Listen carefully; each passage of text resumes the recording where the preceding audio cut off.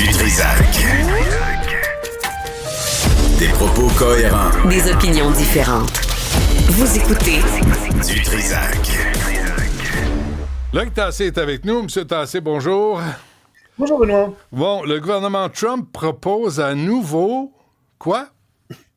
Un plan de paix, bien entendu, à l'Ukraine et à la Russie.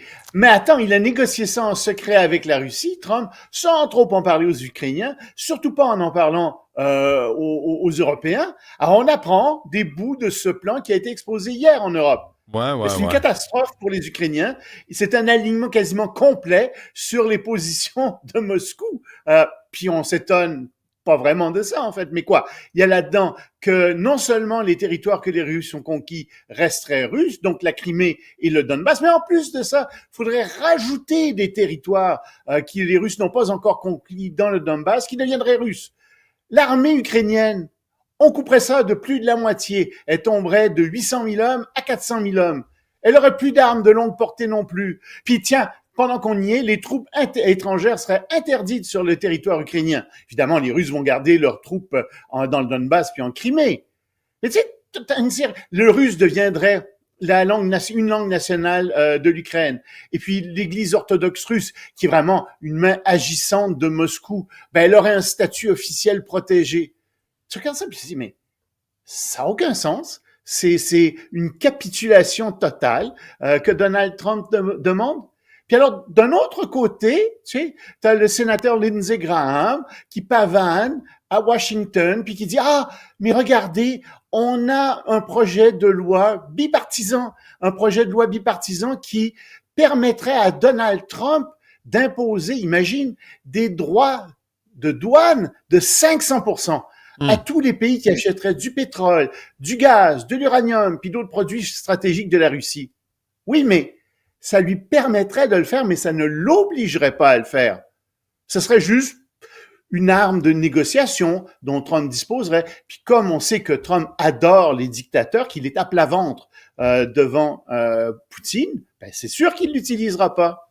Mais puis en même temps... est-ce que tu es en train de parler du prochain prix Nobel de la paix de cette façon-là? Oui. T'as du front. Oui. T'as du front, mon ami. C'est scandaleux. Oui. C'est pas mal scandaleux ce que je fais là. Je le sais, Benoît. Ouais. Moi-même, il faudrait que je me tape sur les doigts. Il faudrait que j'arrête. Je crois que oui.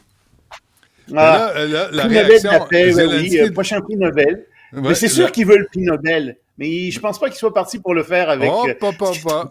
Attention, regarde. Gaza, ça s'est réglé.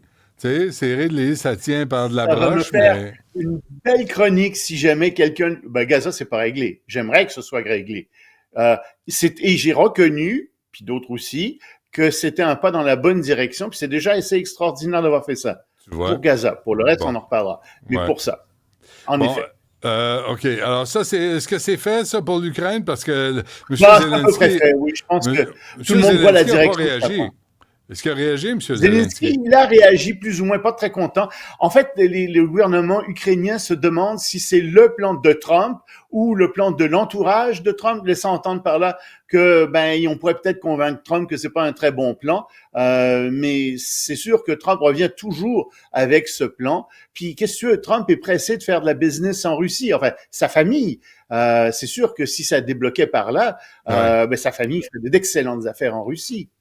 Puis, il y aurait, comme tu dis si bien, il pourrait dire, je pourrais être un candidat très, très valable pour le prix Nobel de la paix, comme tu disais si bien. Ah ouais, et avoir un Trump Tower à Moscou. Pense-y, là, ça va à peine. Juste un? Juste un, ouais. Moi, j'en mettrais plus qu'une, quand même, Benoît, t'es chic, là. Vaste enquête sur l'islam en France. Oui, ça c'est important parce que c'est quelque chose qui vient heurter un certain nombre d'idées reçues sur les musulmans en France et c'est pas des bonnes nouvelles pour les Français en général. En fait, on s'aperçoit que les musulmans sont en train d'être désassimilés et même défrancisés. Alors, tu sais, autrefois, il y avait 0,5% de musulmans en 1985 en France. Ils sont rendus 7% maintenant. Très bien. 80% des musulmans se disent religieux, dont 24% extrêmement religieux. Mais ce qui dérange dans ce sondage, c'est que 30% des jeunes se disent extrêmement religieux. C'est donc des gens qui ont été, pour la plus grande partie, élevés en France, dans des écoles françaises. Et ils restent donc extrêmement religieux. Alors que pour les autres confessions en France, il y en a 48% qui se disent extrêmement religieux, c'est-à-dire religieux, et 12% extrêmement religieux. Pire que ça, il y a 63% des musulmans qui pensent que la science a raison plutôt que la science. C'est-à-dire que la religion a raison plutôt que la science, je déparle. Qui pensent que la religion a raison plutôt que la science. Mais là, on tombe dans une ère de pré-Galilée. Tu sais, c'est sûr que la science prouve des choses de manière indubitable, puis peu importe ce que disent les livres religieux, ben, ce qui est prouvé scientifiquement est prouvé scientifiquement. Mais tu as un recul ici terrible vers une espèce de Moyen-Âge qui est vraiment pas drôle. Le droit des femmes là-dedans, la charia, c'est comme on refuse l'identité française. Et ça, c'est pas bon pour la paix sociale. C'est pas bon pour le vivre ensemble. Et c'est surtout que c'est les 15-24 ans qui sont les plus virulents là-dedans. Chez les 15-24 ans, t'en as 36% qui sont en faveur du port du voile. 42% qui sympathisent avec l'islamisme. 59% qui pensent que la charia doit s'appliquer en France. 57% qui disent que les lois de l'islam doivent être placées au-dessus des lois de la République. Ça, c'est chez les 15-24 ans, ça. Oui, ça veut dire qu'ils sont endoctrinés par les parents. Non, pas nécessairement. Ils sont sur des réseaux sociaux islamistes, ça rentre beaucoup. Et donc, ils se font très influencer. En fait, ils sont plus religieux que leurs parents. C'est ça le problème. Et ils adhèrent à une espèce d'idéal de l'islam qui n'existe pas, qui n'a jamais existé, mais comme ils se sentent rejetés en France en partie, et ils ont raison, ils sont malheureusement rejetés en partie, ben, ils se réfugient dans cette identité religieuse qui est en train de se substituer à l'identité politique française.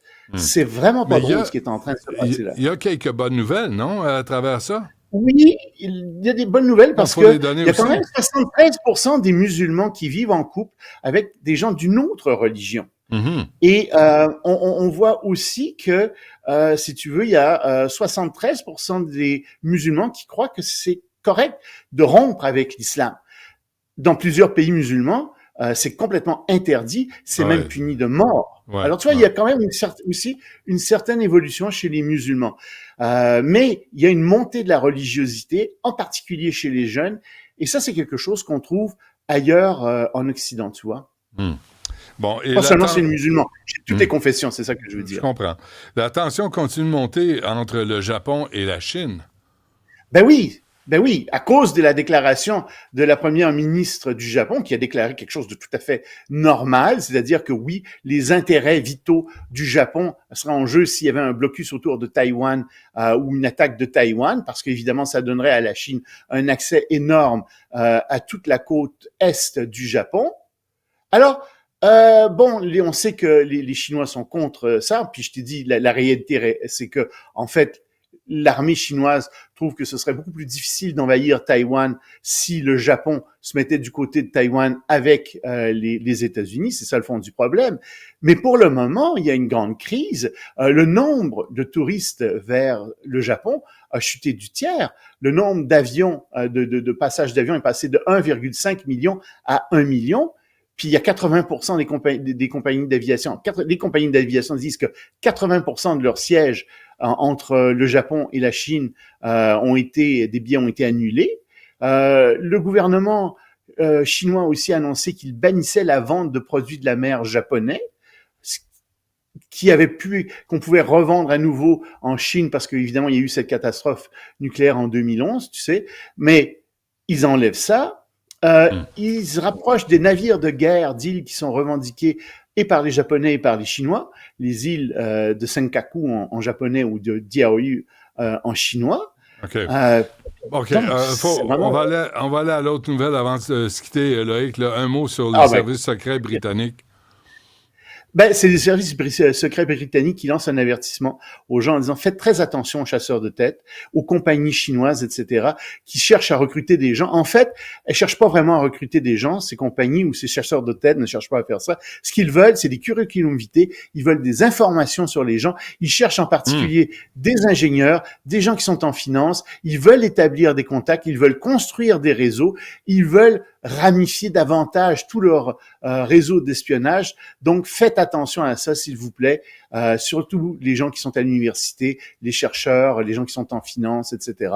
Faites attention à ces fausses compagnies de chasseurs de tête, ces fausses compagnies qui veulent des CV. Très bien. On se laisse là-dessus. Loïc Tassé, merci. À demain.